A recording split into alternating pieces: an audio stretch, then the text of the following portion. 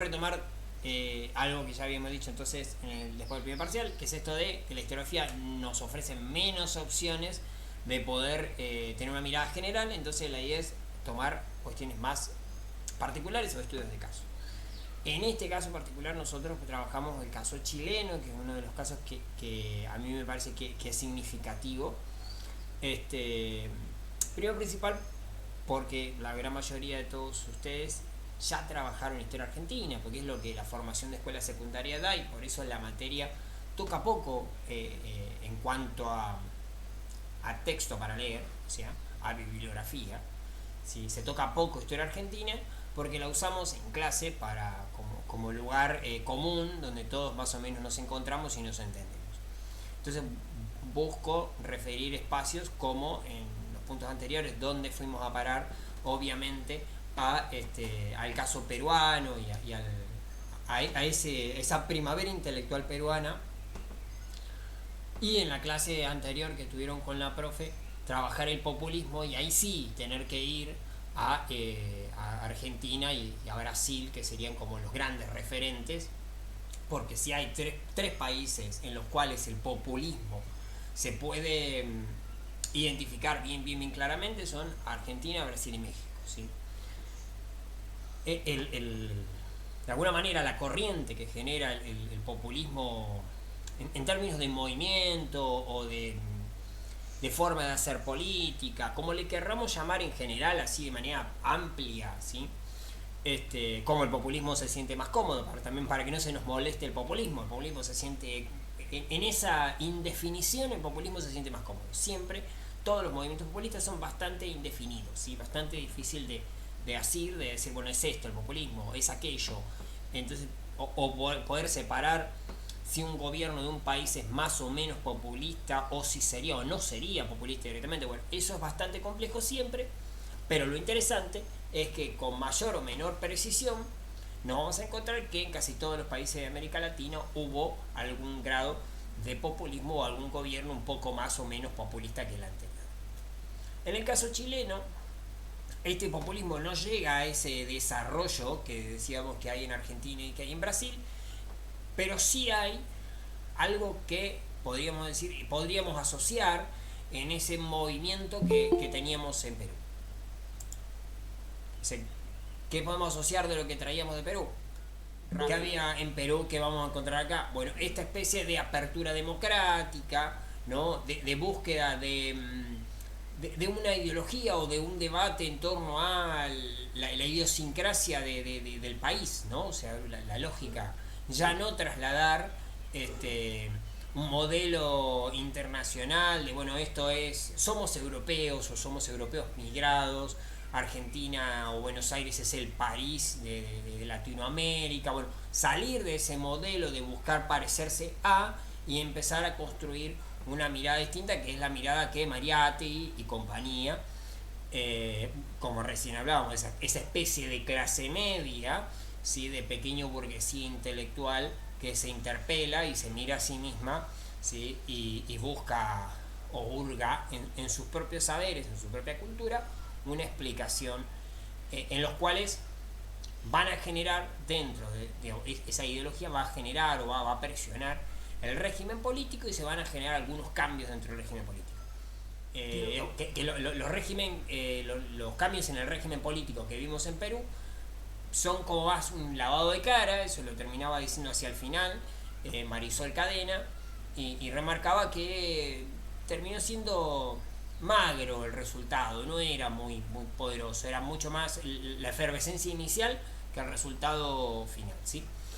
En el caso chileno, un movimiento similar, o de característica similar, de autopercepción, digamos, nacional, que no llega a ser un populismo, ¿sí? Pero que sí se parece a ese movimiento peruano, se autopercibe y empieza esta especie de democratización o de apertura democrática, que en Argentina podría estar identificada con el radicalismo más que con el peronismo, podríamos decir con el primer radicalismo, ¿no? con el de Irigoyen y Alvear, que tiene que ver con el APRA en Perú, obviamente, ¿no? Y en el caso chileno empieza a aparecer con una mirada crítica sobre los partidos tradicionales, para que lo entendamos así en blanco sobre negro. Bueno, es ese quiebre de esas oligarquías, que en el caso argentino estaban identificados en el Partido Autonomista Nacional, esas oligarquías que se quiebran por la crisis de 1930, no solamente tienen una crisis económica, sino que esa crisis económica deviene en crisis política hegemónica o de poder político, o sea, pierden poder de fuego, no son creíbles, para hacerlo más simple, ¿no?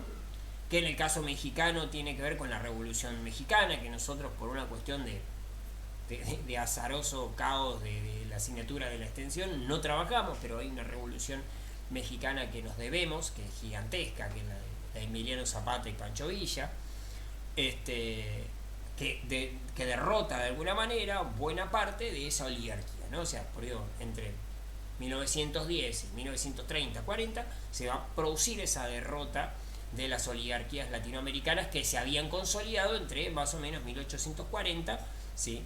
Y 1890 en casi toda Latinoamérica, en ese modelo primario exportador que ya trabajamos para el primer parcial. Digo, para que vean justamente cuál es la primavera oligárquica que vendría a ser entre mediados del siglo XIX y principios del XX, termina con su deterioro político, económico, sino político más que nada, y como emergencia, en algunos casos, hay un giro hacia una democratización, ¿sí?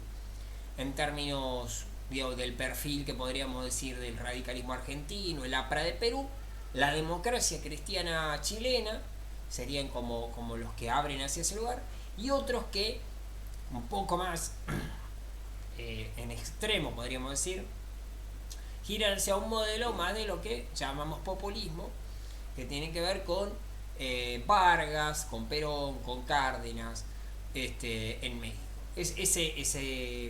Esos dos caminos son similares de fondo. ¿Por qué son similares de fondo? Porque lo que están haciendo es deteriorando el poder, ¿sí? De fuego de la oligarquía. Están reocupando esos espacios que las oligarquías latinoamericanas habían ocupado hasta ese momento.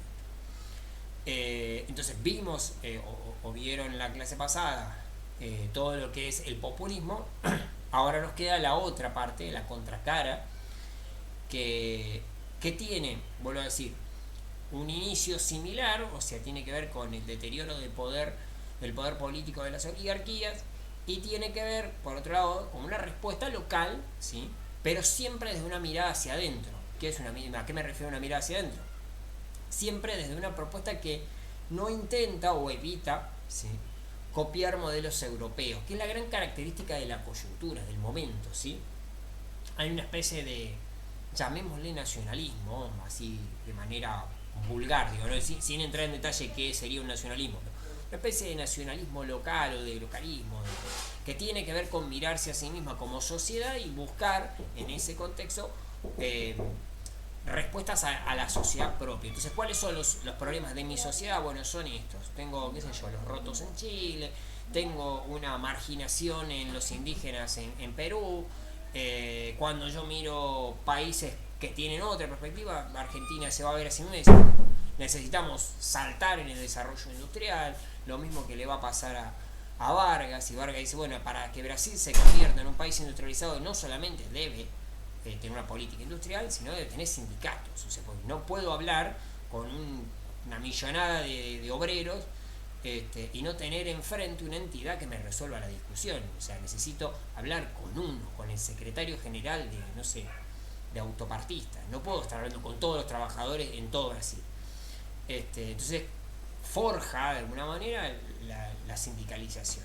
Entonces, esas son soluciones que tienen que ver, vuelvo a decir, con problemas locales, o sea, bien concretos, dejar de repetir modelos y pensar soluciones para mi país. Lo que implica más complejo, volviendo a esto de los estudios de caso, lo que hace más complejo el estudio general, el estudio de conjunto. Hay cosas de conjunto que nos permiten ver, pero hay cosas que los separan constantemente. ¿Por qué? Porque muchas son soluciones estrictamente locales, ¿sí? Por eso justamente el caso chileno, que es el que estamos pensando ahora, lo que va a mostrar en principio es esa búsqueda, ¿sí?, de una reforma social que podríamos decir en algunas cosas tiene cierto tinte de similitud con el desarrollismo argentino, ¿sí? Cierto tinte, no es igual, ¿sí? Tiene como, otra vez, o sea, hay como similitudes con ese desarrollismo. Es un desarrollismo, el argentino, no necesariamente populista, o sea, Frondizi no es muy populista, no vamos a decir que es un gorila, como se diría, pero tampoco es un tipo que le arenga la masa, ¿sí? En el caso chileno vamos a encontrar justamente que tiene problemas similares, problemas de, por ejemplo, de ocupación del espacio, me refiero a la proliferación de la pobreza, las formas suburbanas de ocupación, o sea, de barrios de pobres, sin servicios básicos, sin calles transitables, en un contexto de expansión de los autos, de hecho de la industria automotriz. Entonces hay que empezar a resolver esos problemas. Entonces aparecen justamente obras de construcción de barrios planificados, se llaman de entrada. En los lugares del conurbano se llaman monobloc, ¿sí? Esos barrios construidos o FONAVI. En el caso argentino, el Fondo Nacional de la Vivienda construye esos barrios planificados, que no son los barrios que yo he tenido la oportunidad de conocer en algunas partes de la Patagonia, que también son construidos por el Estado, pero tienen un grado de belleza que no se parecen a los modelos de producción de viviendas típicos del desarrollismo en el conurbano bonaerense. Un ejemplo válido, en otra clase lo usamos como ejemplo, es la película de Billy Elliot, donde tranquilamente yo me voy a encontrar, donde el nene sale 2 o 3 veces de su casa y se puede ver en perspectiva las casas, y veo un montón de casas iguales, todas pegadas, ¿sí? Y son súper chicas y reducidas, no tienen patio. Esas son justamente las casas de los planes de vivienda típicos de los obreros en Inglaterra, no es que sea un invento argentino o un invento chileno. Bueno, ese tipo de construcciones de casas, que en pocas palabras podríamos decir feas, ¿sí? Para no dar vueltas, eso es lo que busca resolver el problema en esa coyuntura.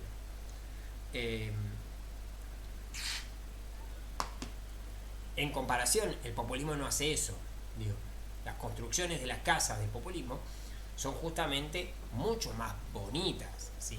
Son el típico chalecito, o sea, la construcción del populismo apunta a la casa americana, a poder permitir el acceso a viviendas de calidad y construir esto que decíamos en la introducción esta improvisada hace un ratito, donde voy a poder confundir a la clase media con la clase trabajadora.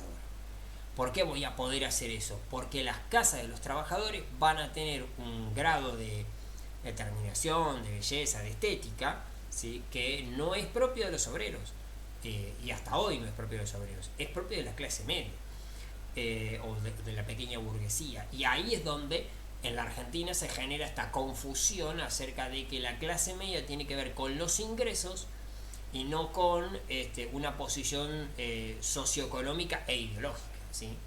Son 3 cosas juntas: socioeconómico e ideológico.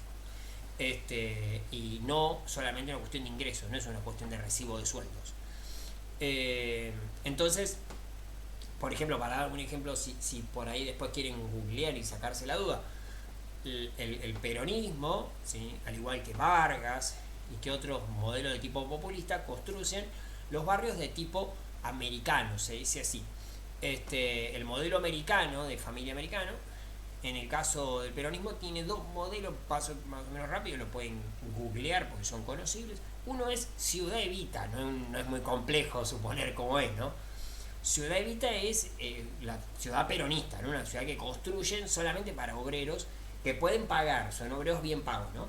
Que pueden pagar su casa, no son casas casas económicas que genera el gobierno. El gobierno tiene 2 planes. Uno es el plan del hipotecario, donde los obreros con su propio sueldo van pagando la casa y tienen mayor margen para comprar casas más grandes. Y el otro es los planes de casas más económicas. En ese, por ejemplo, en esa coyuntura, entre el 48 y el 52, más o menos 53, buena parte de la clase obrera peronista no vive sobre la capital, porque la capital es el lugar donde vive la clase alta. Entonces se ubican, ¿sí?, en las periferias de la capital, o sea, saliendo en el conurbano que recién se está poblando, y se ubican en un lugar muy particular, ¿sí?, que es la zona de Vicente López y San Isidro. Entonces hoy, ¿sí?, si yo hoy me pregunto dónde está Vicente López y San Isidro, de hecho en Vicente López está la Quinta de Olivos. Y en toda esa zona hay un montón de chalets y hoy son carísimos. Está el sector, uno de los sectores más ricos del conurbano, está concentrado en ese lugar. La pregunta es, ¿por qué los obreros son tan ricos? No. Cuando se va al peronismo y empieza a decaer el nivel de vida de los trabajadores venden esas casas que tenían y que habían podido comprar con el peronismo y migran a otra parte del conurbano, que es lo que vendría a ser el noroeste, que sería San Martín, San Miguel y Hurlingham, más o menos, para que nos den un 3 de febrero, y migran ya hacia lo que se conoce como el oeste, ¿no? La Matanza, Morón, Merlo, que serían los otros distritos más típicos de obreros bien pagos, vuelvo de vuelta, ¿no? O sea, los típicos obreros bien pagos están ubicados en la zona oeste hoy, y los obreros más marginales por lo general en la zona sur, Quilmes, Avellaneda, sacando Avellaneda, que sería como la parte más industrializada, un poquito más hacia afuera, más caracteriza más la marginalidad, las villas, ¿sí? O sea, no es que en todo el conurbano hay villas, hay sí bastantes, pero están más concentrados en espacios lugares, y eso es muy viejo, es de la época colonial, ya está la ubicación de las clases sociales, está dispuesta desde la época colonial. O sea, desde la época colonial, lo que es Núñez o Retiro es lugar de casas de ricos, y la zona del Bajo, o sea, La Boca, Barracas, toda esa es la zona de los pobres. Y hoy en Cava, en la ciudad de Buenos Aires, una capital federal, sigue teniendo la misma estructura. O sea, la zona norte de la capital es la zona más rica, y la zona de Liniers, que sería la zona sur, es la zona más pobre. Es justamente la misma estructura se replica en el conurbano.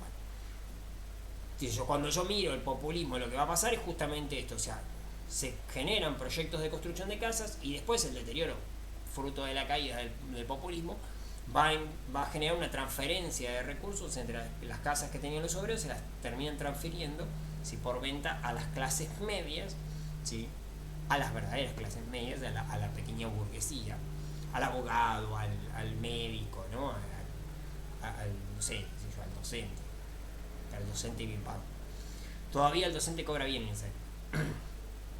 Y el obrero, como se empieza a deteriorar su capacidad de compra, empieza a reubicarse en otros lugares. Eso es justamente la construcción, digamos, del deterioro del populismo. El desarrollismo, ¿cómo resuelve la ausencia o la falta de casas? Con unos planes de vivienda y tratando de resolver el problema de la ubicación de los barrios de emergencia. En ese momento se llaman barrios de emergencia, después se llaman, después empiezan a ese barrio de emergencia se le empieza a dar el tinte de peligroso, pero en general eso va a pasar entre fines de los 70 y principios de los 80. O sea, la villa como un lugar peligroso es fines de los 70 y principios de los 80. Significa que la primera parte son barrios de pobres.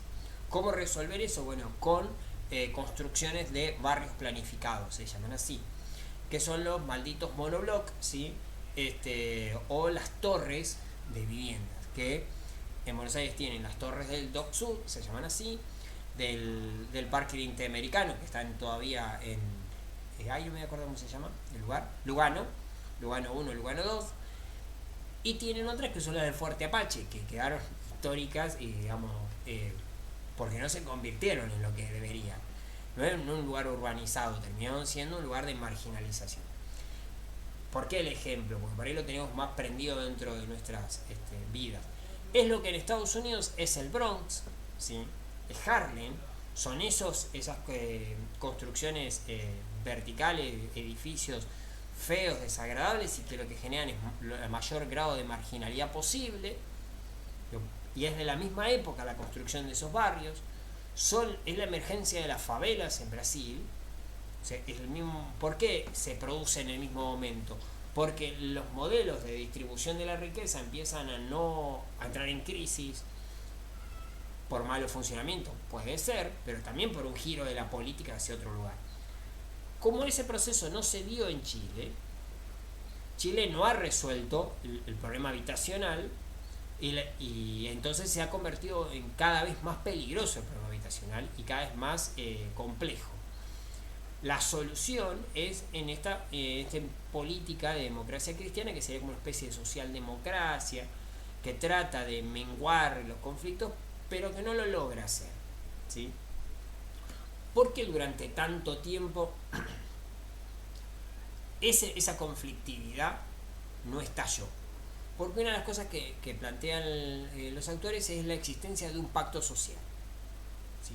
De algún modo, los sindicatos, los obreros, aceptaban un rol dentro de la sociedad a cambio de que la otra parte, o sea, la otra parte pactante, ¿no? O sea, la clase dominante tuviera un papel determinado dentro de esa sociedad.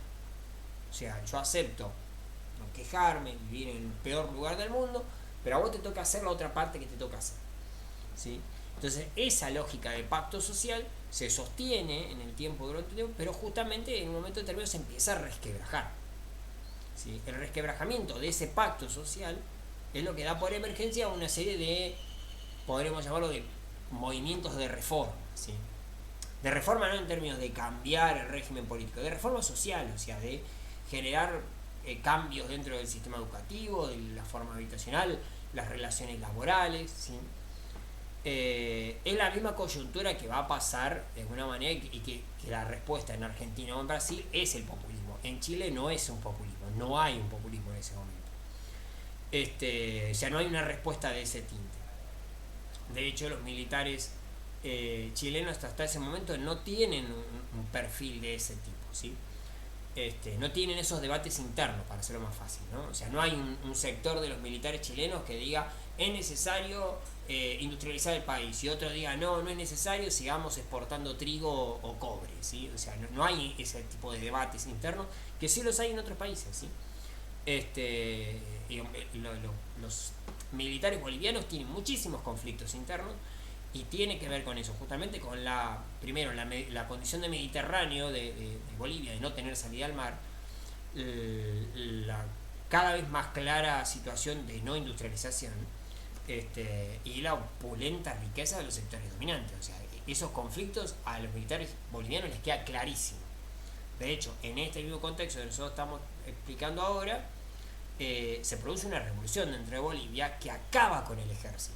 O sea, la propia revolución boliviana, ¿sí?, derrota al ejército. Porque buena parte de los sindicalistas bolivianos son del gremio de mineros. Y los mineros en Bolivia trabajan con voladura, o sea, con dinamita. Entonces, los enfrentamientos entre la COB, ¿sí?, la Central Obrera Boliviana, y los militares tienen cierto tinte violento que no se da en otros lugares. Volviendo a esto, porque hay ciertas condiciones que son propias del lugar, ¿sí? Nosotros ni siquiera tiene importancia el sector de minería, de ese tipo de minería en ese momento. Nuestra minería, la más desarrollada, es la de petróleo. No, ni siquiera se sienten muy mineros, digamos, en términos de comparativamente con el cobre, con la gente que saca estaño, otro tipo de minería. Acá ese tipo de minería casi no se trabaja muy poco. Bien, volviendo entonces, yo me voy a encontrar en ese contexto con un Chile con características distintas. La democracia cristiana genera los primeros cambios en ese nuevo pacto social que va a empezar a emerger.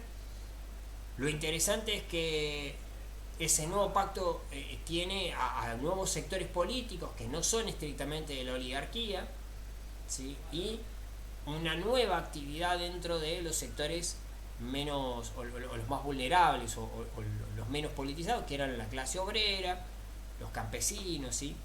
Hay todo un conflicto acerca de la tierra, ¿sí?, de que la mayoría de los que producen en la tierra no son dueños de las tierras, ¿sí? O sea, el campesino, el tipo que produce la lechuga, los tomates, el trigo, los que se rompen el lomo todos los días no son dueños de las tierras, y los dueños de las tierras ni siquiera saben dónde tienen sus tierras, o sea, son absentistas, se dice. Entonces, el problema que vamos a tener de fondo, si quieren, es justamente Si yo puedo ver en otros países la industria por sustitución de importaciones, lo que me voy a encontrar en Chile es que esta industrialización por sustitución de importaciones tiene un perfil más bajo, no tiene la fuerza que tienen los países populistas.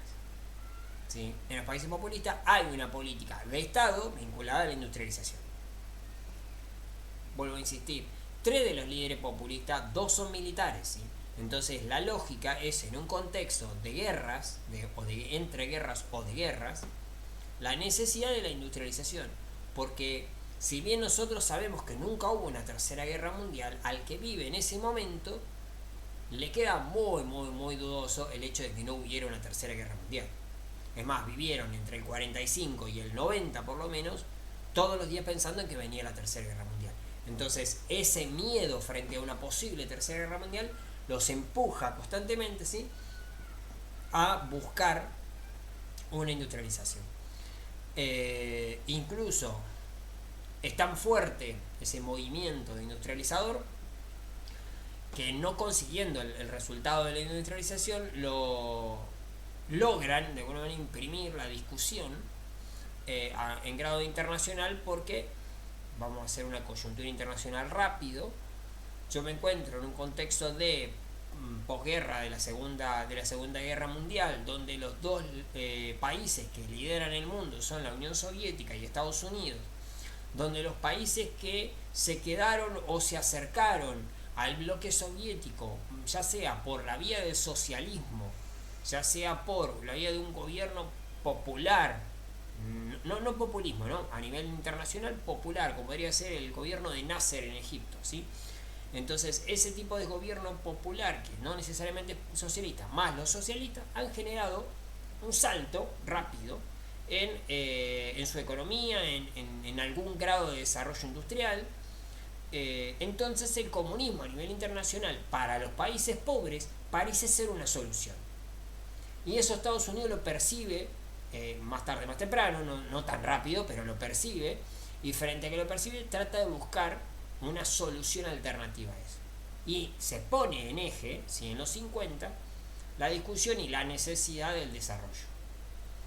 Entonces aparece algo bastante particular, se llama la Alianza para el Progreso, ¿sí? Esa Alianza para el Progreso es un acuerdo internacional en el cual Estados Unidos, buscando reunir a los países que están bajo su égida, o sea, los que se supone que están en su bloque, los va a tratar de ayudar a progresar, a desarrollarse. Esa sería la idea. Obviamente por la vía de créditos. De ahí prende esta cosa del famoso desarrollismo. El desarrollismo, en principio, en alguna de las conferencias, apunta a obras de infraestructura, no a desarrollo industrial. O sea, obra de infraestructura significa instalación de sistema de gas, instalación de cloacas, barrios planificados. Eso es lo que representa el desarrollo para Estados Unidos. Y la discusión de los países en vías de desarrollo o subdesarrollados es que exactamente eso no es el desarrollo. La democracia cristiana busca generar algún tipo de reforma dentro de la propiedad de la tierra. También hay una cuestión asociada a esto que veníamos diciendo del contexto internacional, donde parte de esos movimientos populares, nacionales, a nivel internacional, cercanos a la Unión Soviética, o bregan, ¿sí?, o sea, o declaman y reclaman, o han hecho efectivamente algún tipo de reforma agraria, ¿sí? Eso significa reducir la concentración de la tierra. Tiene mucho peso y es un tema muy de moda en ese momento, y tiene ciertos efectos. En el caso de Chile es uno de los nudos de discusión, ¿sí?, algún tipo de reforma o algún tipo de apropiación de la tierra por estas personas que trabajan la tierra pero no son dueños de ella. Esos movimientos en busca de una reforma agraria tienen cada vez más peso y de alguna manera son la llave que permite que la socialdemocracia chilena alcance las elecciones, ¿sí?, con Allende a la cabeza, y que Allende rápidamente busque la vía para generar esa reforma agraria, ¿sí? Entonces hay una cuestión podríamos decir, de agenda que se iba a ir armando, y que era la agenda de la socialdemocracia chilena, que representa la nueva vía al socialismo. O sea, teníamos la revolución de octubre rusa, que era como un modelo típico de revolución comunista. Después teníamos un modelo que había instalado en ese momento y que estaba súper de moda, que era el modelo foquista, que era el modelo cubano, ¿no?, de la guerrilla. Y sin embargo, los chilenos se instalan una nueva manera de alcanzar el socialismo, que es por la vía democrática. O sea, ganar las elecciones por la vía democrática. Digamos, todos sabemos cómo termina con el golpe de Estado de Pinochet. Y lo último referido a Chile, que es necesario y que es inevitable, es pensar, ¿sí?, justamente que el golpe de Estado del 11 de septiembre de 1973 no es el golpe de Estado en Chile, no es una dictadura en Chile, es la punta de lanza, ¿sí?, de lo que después se llama, o de hecho siempre llamaremos, el Plan Cóndor, que es justamente un plan, ¿sí?, para desmantelar definitivamente, ahora sí, todo modelo cercano, ¿sí?, a la Unión Soviética.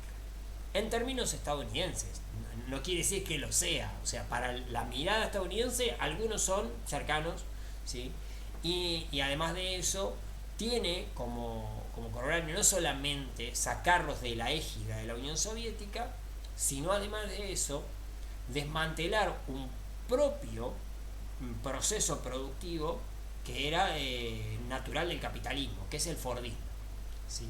O sea, el Plan Cóndor no solamente tiene que ver con la matanza, desaparición de personas, el deterioro completo de todo lo que fueran modelos de gobiernos populares, sino además de eso, ¿sí?, el ataque frontal, ¿sí?, para desmantelar lo que conocemos como Fordismo, ¿sí?, y que en los casos latinoamericanos se parece al estado de bienestar, que es el populismo, ¿sí?, en pocas palabras. Entonces, no necesariamente porque el populismo sea un gobierno popular cercano a la Unión Soviética, que sería como la versión del cartel que me pegan, me dicen, no, los perseguimos a los montoneros, perseguimos al APRA peruano, al PT brasileño, porque son cercanos al comunismo. Esa sería como la pancarta para justificar. Pero de fondo, si hay algo que el populismo no es, o la socialdemocracia chilena no es, que no son comunistas soviéticos. Están lejísimos de ser eso. En realidad son, vuelvo a la explicación que teníamos recién, modelos de desarrollo. Están buscando desarrollarse. Y esos modelos de desarrollo, en sentido estricto, son modelos de desarrollo con intervención del Estado. Y si es un modelo de desarrollo industrial con intervención del Estado, es Fordismo. No hay otra explicación. Y el Fordismo tiene algo que a este nuevo capitalismo no le cierra, que son los salarios altos. Salarios altos, derechos sociales. Digo, si alguien cree que el peronismo es un invento argentino solamente, es bueno que vean lo que es el Fordismo. El Fordismo es salarios altos, derechos para los trabajadores, vacaciones pagas, con la lógica de ¿qué? Con la lógica de que de esa manera el trabajador consume más. Y Ford entiende que un trabajador bien pago hace menos huelgas y consume más. O sea, es una cosa, un círculo virtuoso en la cabeza de un fordista. De 1973 en adelante se desmantela, así, de violento, todo intento de carácter fordista, de parte del Estado, ¿no? No atacan la fábrica, atacan el sistema social en el que se apoya el Fordismo. Entonces, ¿va a seguir existiendo Ford? Sí, obviamente. ¿Van a seguir existiendo sistemas de producción de carácter fordista? Sí, Ford sigue, Renault, Peugeot, todos esos producen con una estructura fordista.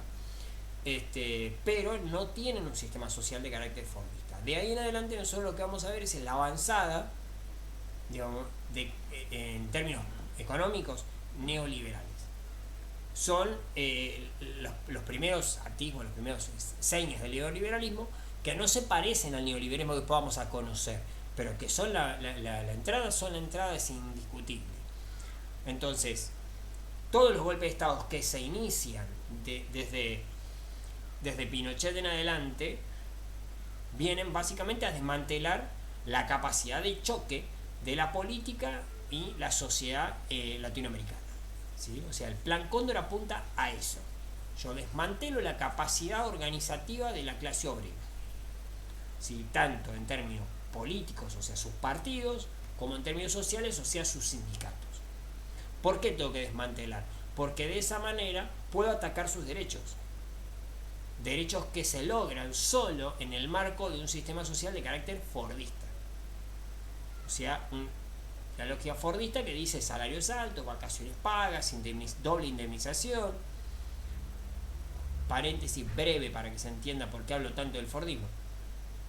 Henry Ford tiene en la estructura productiva del fordismo. Yo tengo un sistema, una cadena de montaje, y necesito que la persona que viene a trabajar esté descansada porque voy a exigirla al máximo, ¿sí? Entonces tiene que venir descansada y con ganas de trabajar.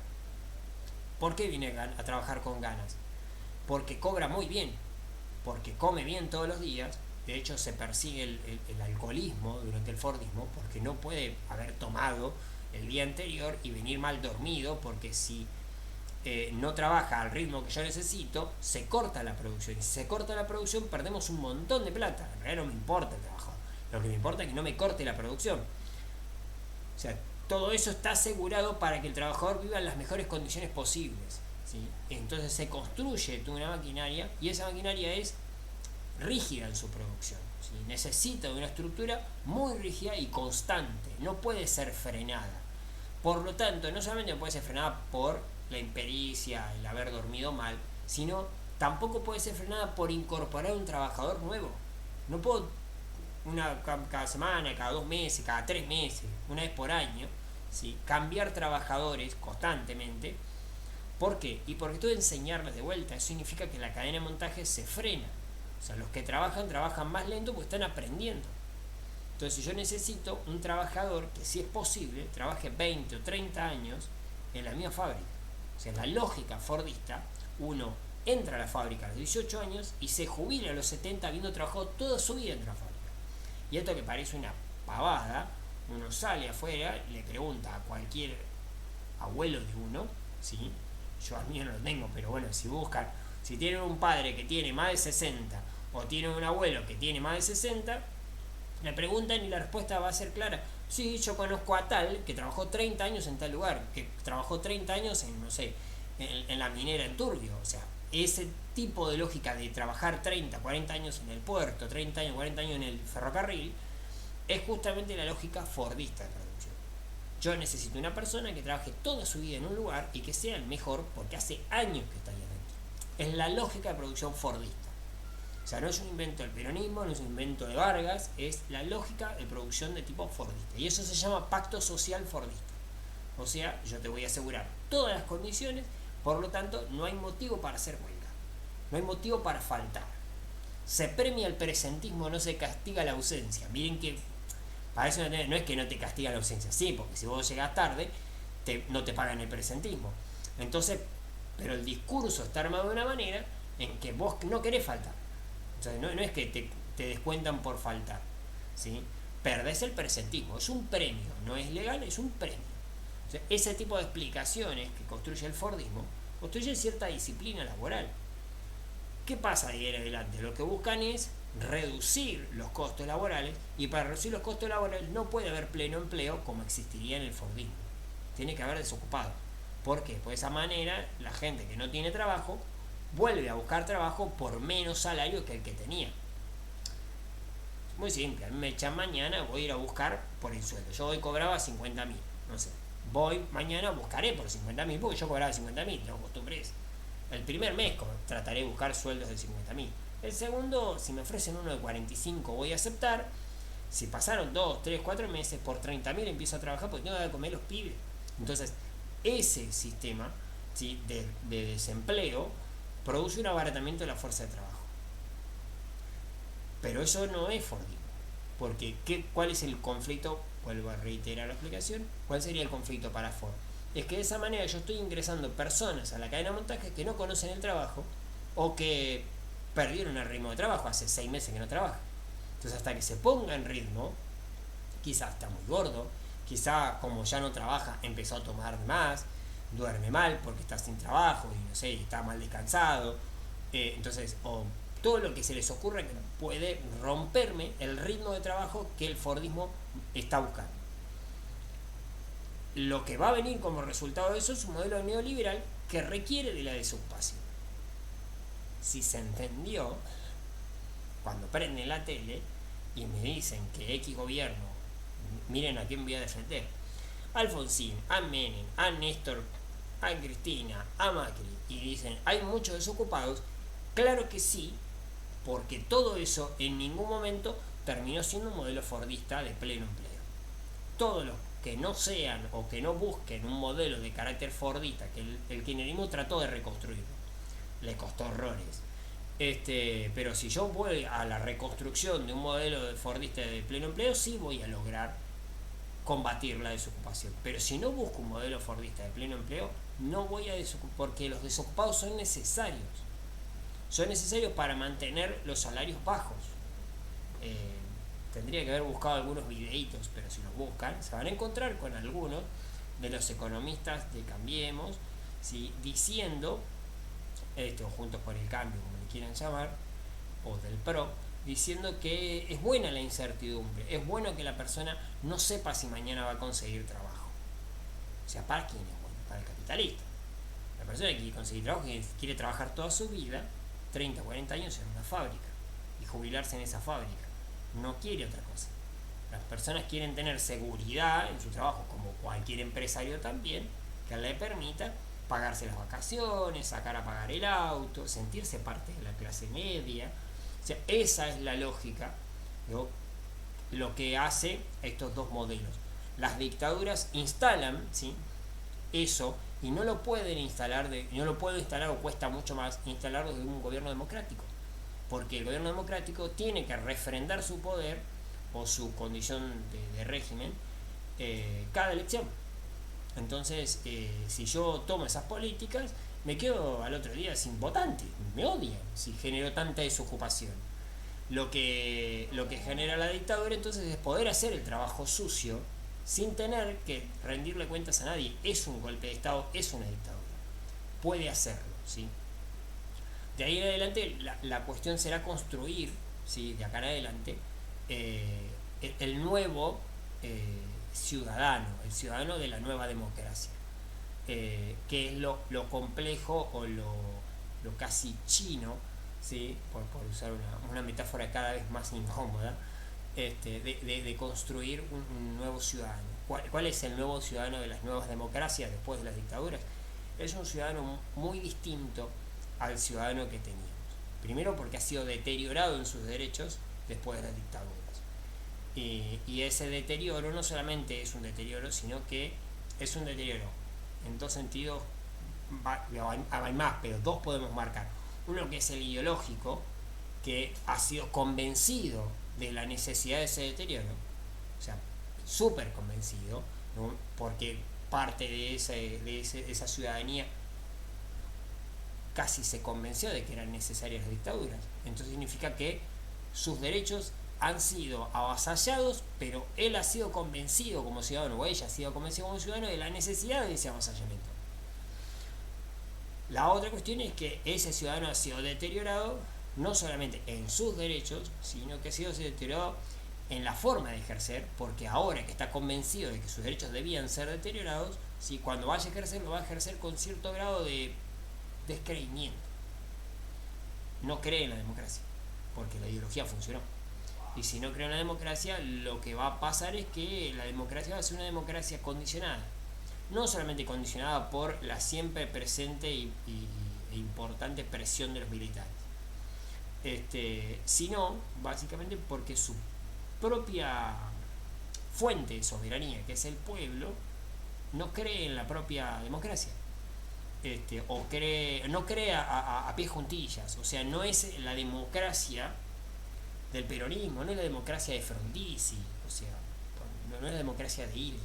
Cuando las personas no van a votar en el gobierno de Ilia, no es que no creen en la democracia, creen justamente, o sea, votan en blanco. O sea, no es que no asisten, perdón, yo dije no van a votar, votan en blanco. O sea, van al acto democrático y el voto en blanco en el gobierno de Ilian es el 60%. O sea, y ganan las elecciones porque no hay nadie más. Pero básicamente, o sea, obtiene el 60% del voto en blanco. Significa que las personas van a votar, hacen el acto democrático, creen en la democracia y denuncian desde su voto en blanco que eso no es democracia y que no les están permitiendo elegir a quienes quieren elegir. De esa manera yo puedo evidenciar que la población, la ciudadanía, está convencida del ejercicio democrático. Como los chilenos están convencidos de que si la democracia cristiana no les dio lo que querían, votan a la socialdemocracia. O sea, hay un ejercicio de la ciudadanía convencidos. Cuando se vayan las dictaduras de todos los países de Latinoamérica, más tarde, más temprano, en el caso chileno bastante tarde, la persuasión de lo que las dictaduras lograron instalar llega al punto, por ejemplo, en el caso chileno, de que Pinochet se ha elegido senador vitalicio. O sea, se va, permite el regreso de la democracia. La constitución es una constitución escrita por Pinochet, con Pinochet sentado como senador. O sea, todavía está de alguna manera cautelando el funcionamiento del sistema democrático. Significa que no es una democracia, es una farsa durante un tiempo. Después de una serie de pujas lograron sacarlo como senador, porque la resistencia fue bastante, pero ese caos que vimos hasta hace poquito es por el intento de reforma constitucional, una constitución escrita por Pinochet. O sea, para que vería el nivel de condicionamiento de la ciudadanía. La ciudadanía está condicionada porque no puede romper con esos condicionamientos que le dejaron los golpes de Estado.